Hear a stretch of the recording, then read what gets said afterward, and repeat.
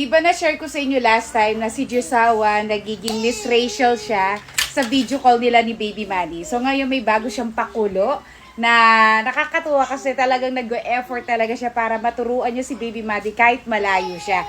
So ayan, ipapakita ko sa inyo kung ano yung bagong pakulo niya sa video call nila ni Baby Manny. So, hi Jusawa! Hello! Hello!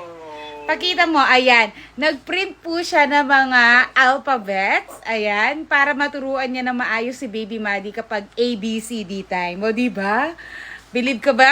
Nakakabilib kasi kahit malayo siya, maraming paraan daw para maturuan niya si Baby Manny para may ambag daw siya sa learning ni Manny. Nakakatuwa lang kasi parang kami pa lang ata yung gumawa nito na LDR tapos kaya niyang turuan si Manny kahit video call lang silang dalawa. Parang kami pa lang yung gumagawa nito.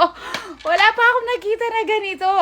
So, ayan, titignan natin kung effective kay Baby Manny yung ABCD na pinrint niya. So, ayan, tawagin natin si Manny. Manny, dada na, oh, dada.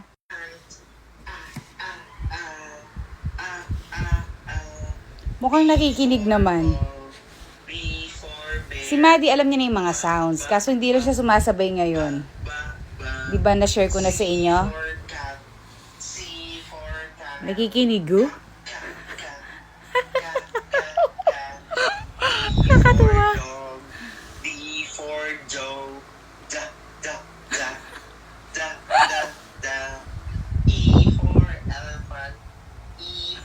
Nakikinig talaga siya. Naku mga mamis, gawin nyo to.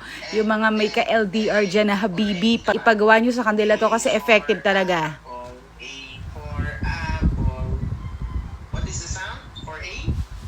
What's the sound for A? Ay naku. Ma, di ka sumasabay kay Daddy? Pag kami sumasabay siya dun sa sound, pati letter, bakit di ata effective yung printed? Naninibago ata. Madi, ayan oh.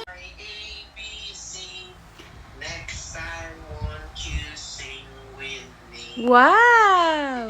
Si Manny, kapag nakakarinig siya ng mga phonics, yung ABCD na yan, sumasabay naman siya sa sound, pero ngayon siguro kay Jusawa naninibago siya kasi first time na si Jusawa yung makita niyang magturo sa kanya ng ABCD. So, more practice pa para makasabay si Manny kay Jusawa. Oh, punta ka ulit kay Daddy. Phonics daw, sabi ni Daddy. Dali.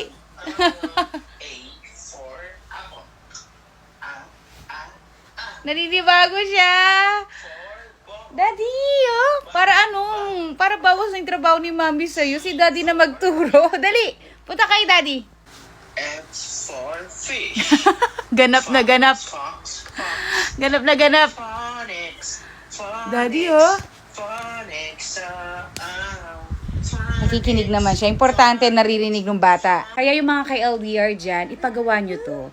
No? Hindi lang banding yung nakukuha nila sa mga anak nila, kundi may ambag talaga sila sa learning nung bata. Ipagawa nyo yan, no? Para, alam nyo yun, para meron naman silang ambag sa learning. Hindi lang tayong mga mamis, di ba? So, effective yon. Kasi nga naman na lagi silang nag-screen time sa YouTube. Eto, mismo ang daddy, mismo ang di ba, ang ka-video call nila para may matutunan. So, ilang. Bye-bye!